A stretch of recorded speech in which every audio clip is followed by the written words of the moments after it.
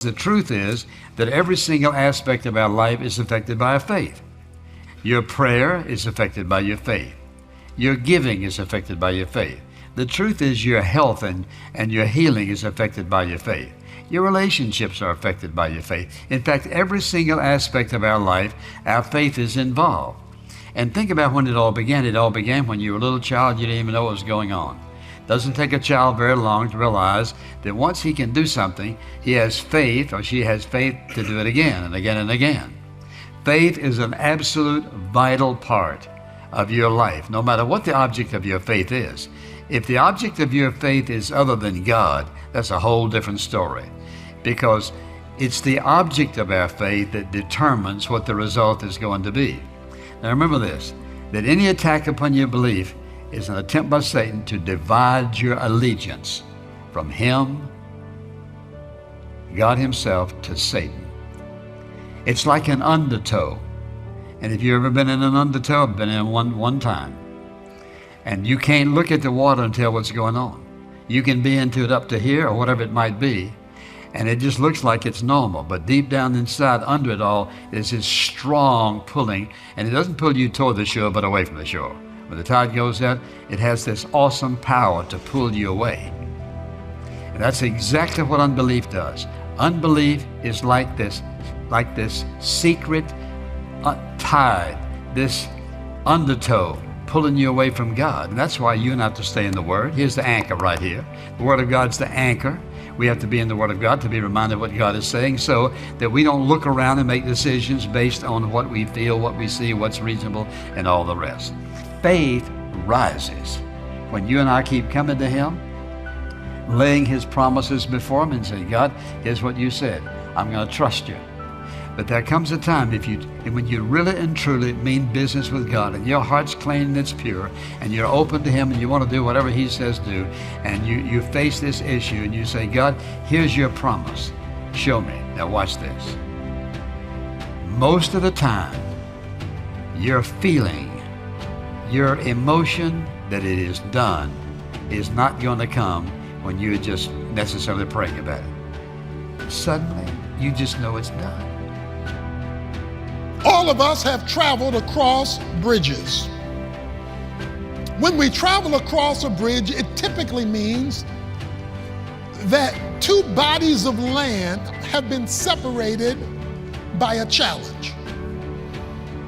There's either a waterway, a lake, or a river that has to be crossed, that we can't drive across, so they construct a bridge.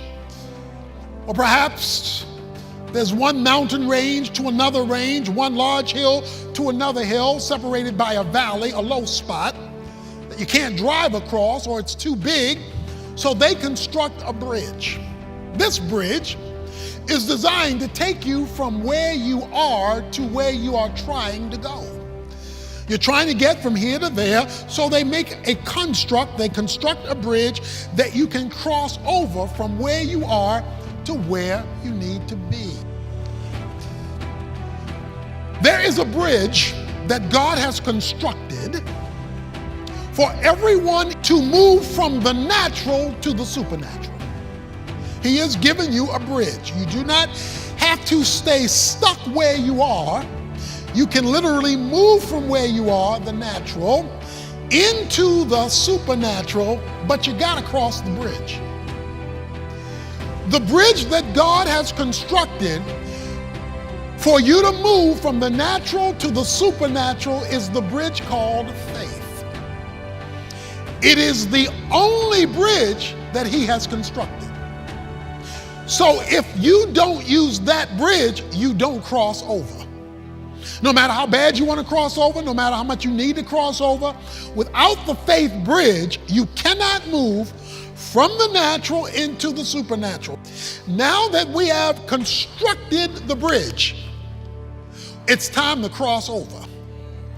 Because you can have a bridge that folk don't use. But a bridge unused becomes a useless bridge to those who need it most. And trust me, what many of us need, either in our lives or in the lives of folk we know, demands the supernatural. And the reason you know it demands the supernatural is the natural hadn't fixed it. The natural hadn't changed it, reversed it, tweaked it. It hadn't done anything substantial with it. And so it's time to cross over. But there's only one bridge. That's the faith bridge.